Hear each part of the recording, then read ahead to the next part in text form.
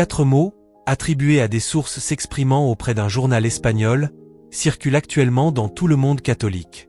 Ce n'est pas une déclaration officielle. Il n'y a aucun communiqué de presse. Il n'y a aucune signature qui y soit attachée. En surface, cela ressemble à un détail mineur, presque une note de bas de page d'une histoire qui semblait déjà réglée. Et pourtant ce détail, s'il est exact, déplace entièrement le centre de gravité de tout ce qui s'est passé autour de la liturgie ces derniers mois, et il change le sens d'une phrase qui avait déjà été prononcée publiquement des semaines plus tôt. À la fin de cette vidéo, vous comprendrez exactement pourquoi. Et je vous laisserai avec 3 points précis à surveiller dans les semaines à venir, des points qui vous diront si cette reconstruction des événements tient réellement ou non. Revenons d'abord au 7 janvier de cette année. Le premier consistoire extraordinaire du nouveau pontificat était en cours au Vatican. Environ 170 cardinaux du monde entier étaient attendus. 4 sujets étaient prévus pour la discussion. L'évangélisation, la réforme de la curie, la synodalité et la liturgie. En raison de contraintes de temps, 2 de ces 4 points n'ont finalement pas été abordés, et la liturgie spécifiquement en faisait partie. Officiellement, la messe n'était en réalité pas à l'ordre du jour ce jour-là. Et pourtant un texte a quand même été distribué aux cardinaux. Il a été remis par le cardinal Arthur Roche, préfet du Dicaster pour le culte divin. C'était un court document, d'environ 1 page et demie. Pas une encyclique. Pas un décret formel. Un bref mémorandum, le genre de document dont personne n'attendrait ordinairement qu'il laisse une marque durable dans l'histoire. Et pourtant aujourd'hui, cette simple feuille de papier se trouve au centre de tout ce qui se déroule actuellement dans cette controverse. Il vaut la peine d'examiner exactement ce qu'il dit. Le texte défend fermement la réforme liturgique qui a suivi le Concile Vatican II et justifie les restrictions imposées aux célébrations selon l'Ancien Missel. Il contient une image centrale, qui est restée fixée dans la mémoire de tous ceux qui l'ont lu. La tradition, argumente le texte, est un fleuve vivant. Ce n'est pas, selon ce cadrage, une conservation figée de formes passées, mais une pratique vivante et évolutive. Et le rite réformé, précise le texte, est pleinement cohérent avec la tradition authentique comprise dans ce sens dynamique. C'est une thèse précise, et il faut dire qu'elle a de sérieux défenseurs au sein de la théologie catholique. Ceux qui tiennent cette position font remarquer que la liturgie s'est toujours développée à travers les siècles, et que la figer dans une forme unique et fixe serait en soi contre nature, allant à l'encontre du caractère organique même que le développement liturgique a toujours eu.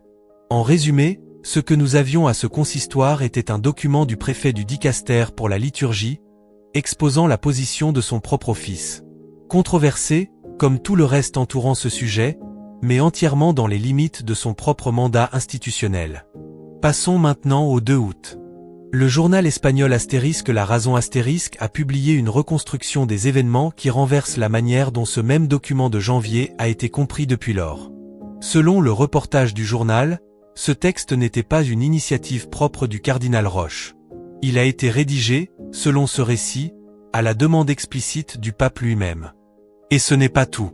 Selon cette même reconstruction, Léon XIV a personnellement examiné le texte avant qu'il ne soit remis aux cardinaux.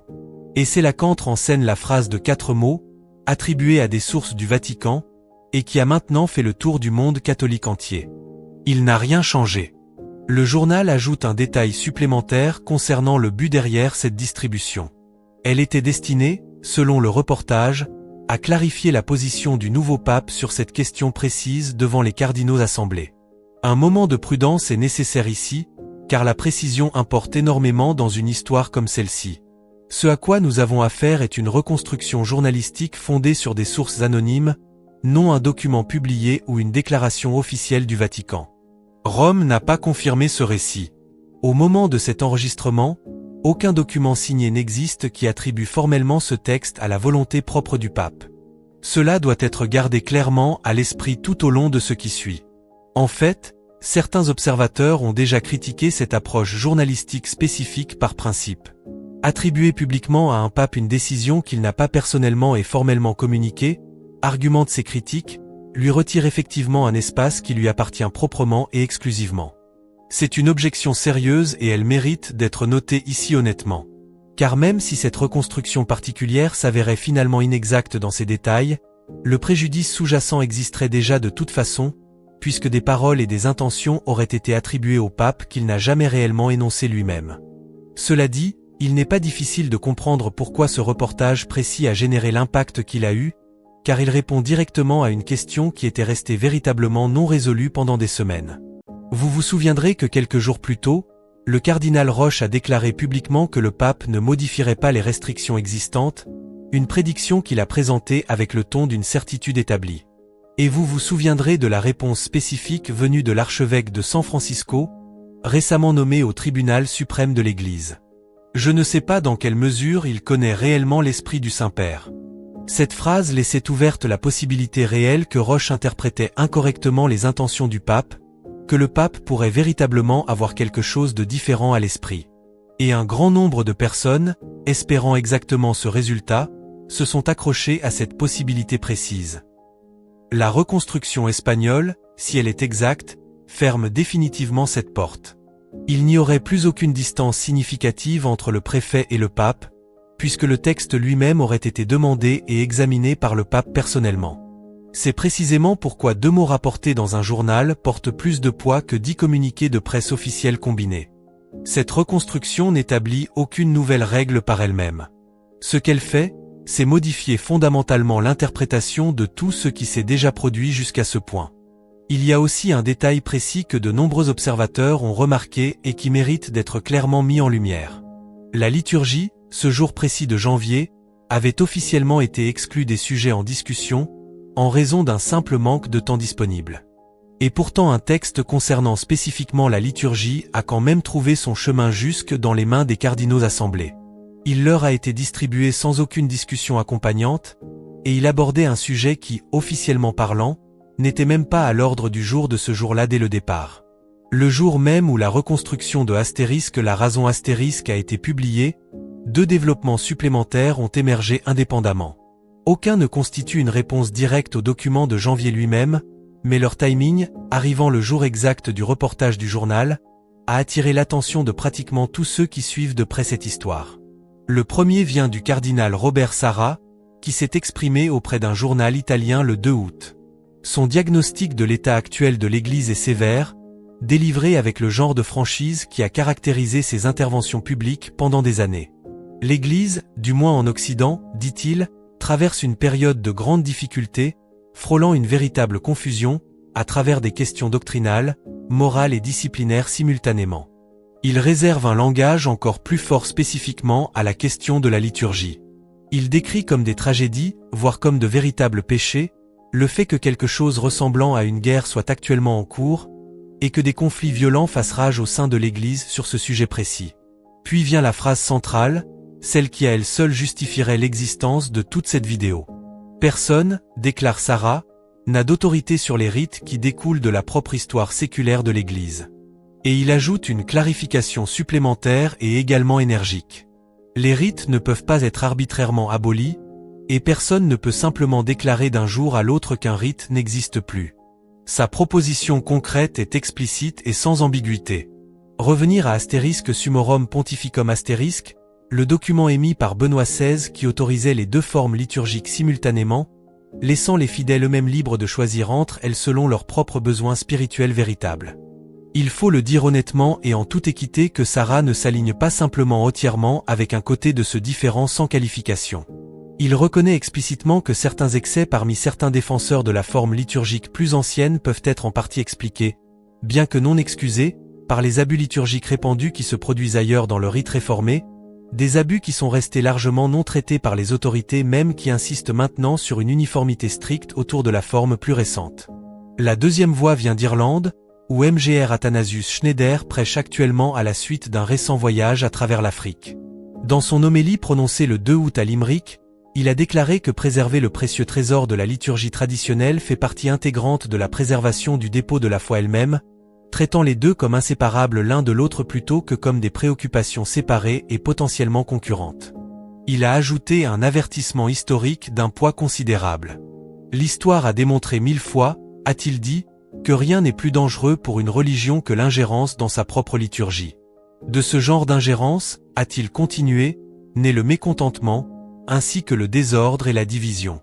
Il a ensuite rappelé une vieille et simple règle qui avait guidé l'Église à travers de nombreux siècles précédents de son propre développement liturgique. L'ancien était préservé. La nouveauté était traitée avec suspicion et rejetée à moins qu'elle ne puisse démontrer une continuité organique véritable avec ce qui l'avait précédé. Placés côte à côte, ces trois éléments ensemble racontent l'histoire d'une seule journée remarquablement mouvementée. D'un côté, une reconstruction journalistique atteignant jusqu'au sommet même de la structure de gouvernance de l'Église, suggérant que Léon XIV lui-même a personnellement autorisé et examiné le document de janvier défendant les restrictions actuelles. De l'autre côté, deux hauts responsables d'églises internationalement respectés, s'exprimant indépendamment l'un de l'autre et sans aucune coordination apparente, repoussant tous les deux avec force la substance de ce même document le jour même où il est devenu le sujet d'une reconstruction publique. Ainsi, plutôt que de tirer des conclusions hâtives que personne ne peut actuellement énoncer avec une véritable certitude, voici 3 points précis et concrets qui valent d'être surveillés de près dans les semaines immédiatement à venir, des points qui aideront réellement à déterminer quelle version de cette histoire s'avère finalement être la juste. Premièrement, le Vatican démentira-t-il explicitement la reconstruction espagnole? S'il ne le fait pas, le silence lui-même devient une forme d'information dans ce contexte précis. Un reportage de journal attribuant la paternité personnelle d'un document interne controversé au pape régnant est précisément le genre d'affirmation qu'un service de presse fonctionnel serait ordinairement censé corriger rapidement et clairement, si cette affirmation était en fait fausse. L'absence de tout démenti formel, soutenu sur une période de jours ou de semaines, commencerait elle-même à fonctionner comme une sorte de confirmation tacite, même sans qu'une déclaration explicite ne soit jamais émise. Deuxièmement, la question de savoir si le texte du 7 janvier sera jamais publié en entier et à titre officiel, ou s'il restera au contraire de manière permanente ce qu'il est actuellement, un document remis directement à des cardinaux individuels dans la salle ce jour-là, sans aucun enregistrement formel dans le registre officiel des communications du Vatican. Un texte qui ne circule que de manière informelle, qui n'est confirmé que par des sources anonymes plutôt que publié ouvertement sous un sceau officiel, occupe une position véritablement ambiguë au sein de la structure de gouvernance propre de l'Église.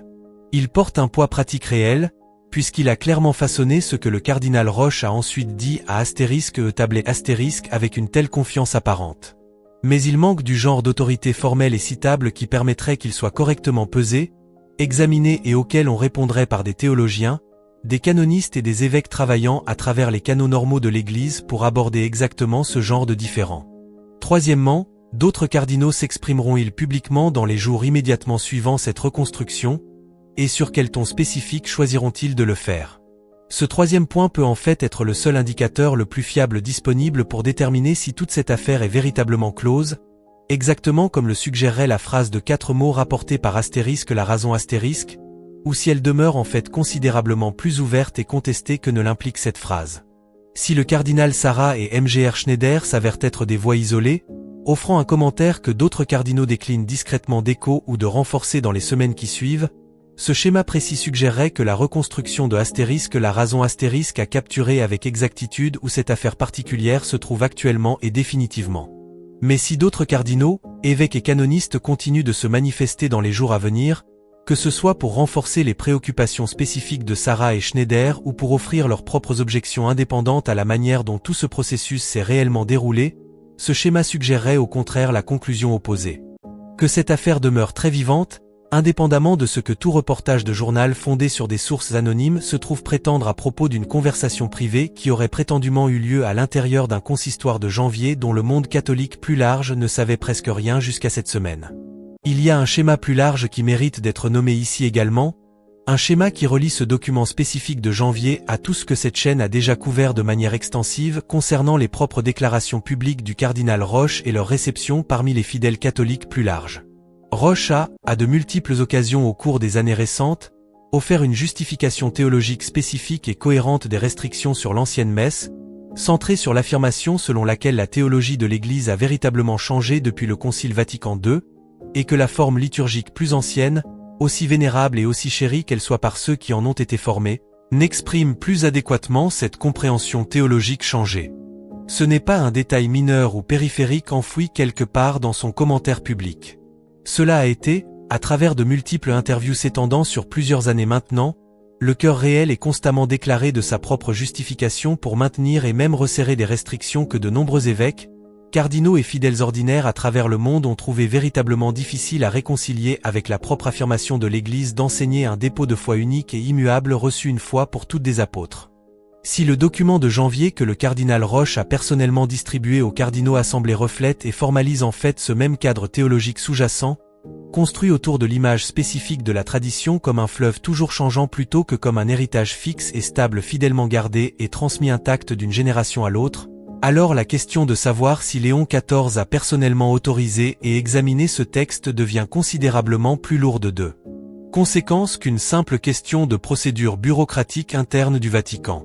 Elle devient une question véritable et sérieuse sur le point de savoir si le nouveau pontificat a discrètement et sans aucune annonce publique formelle adopté, comme sa propre prémisse théologique établie, l'affirmation très spécifique et contestée selon laquelle la doctrine catholique concernant la nature et le but de la liturgie sacrée a elle-même subi un véritable changement au fil du temps, plutôt que de simplement subir un développement organique tandis que sa substance essentielle et immuable demeure pleinement intacte et continue avec tout ce qui l'a précédé.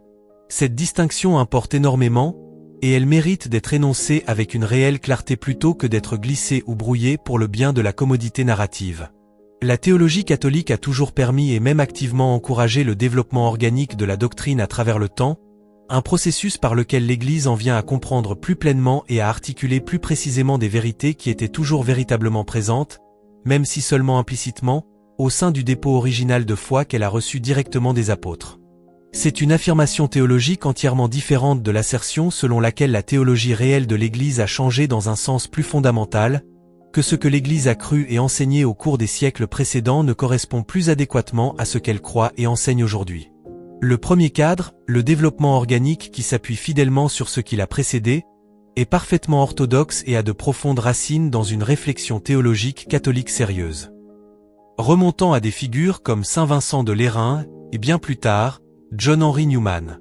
Le second cadre, un véritable changement dans la théologie elle-même plutôt qu'un approfondissement de la compréhension concernant des vérités qui demeurent constantes, se situe considérablement plus près d'une forme de relativisme théologique que l'Église a historiquement et constamment rejetée, à travers de nombreux conciles et de nombreux siècles, précisément parce que cela signifierait que le dépôt de foi reçu des apôtres n'est pas véritablement stable et immuable, mais plutôt quelque chose qui peut être substantiellement révisée selon les modes et préoccupations théologiques particulières de toute époque historique donnée.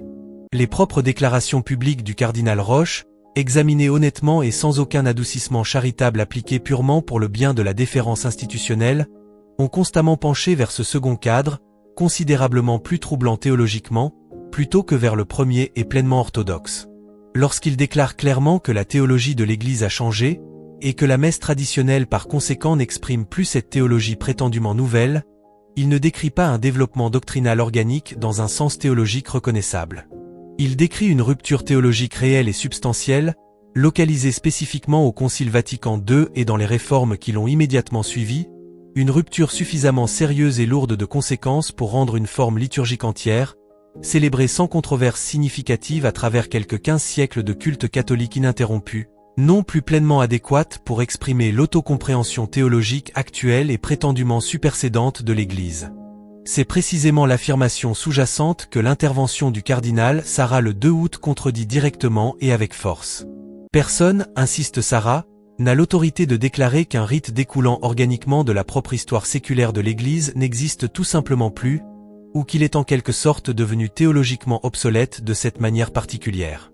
C'est exactement la même affirmation sous-jacente que l'homélie de Limerick de Mgr Schneider contredit également, lorsqu'il insiste sur le fait que préserver la liturgie traditionnelle est inséparable de la préservation du dépôt de la foi elle-même, traitant les deux noms comme des matières séparées et indépendamment négociables, mais comme fondamentalement unies et mutuellement dépendantes l'une de l'autre. La question de savoir si Léon XIV a personnellement examiné et autorisé le document de janvier, alors, n'est pas simplement une question de processus ou de protocole interne du Vatican, aussi cette question spécifique puisse-t-elle éventuellement être résolue par un reportage ultérieur ou par une éventuelle réponse formelle du Vatican. C'est une question qui va directement au cœur théologique de ce que ce pontificat entier croit véritablement concernant la nature de la doctrine catholique et sa relation au temps historique et au changement.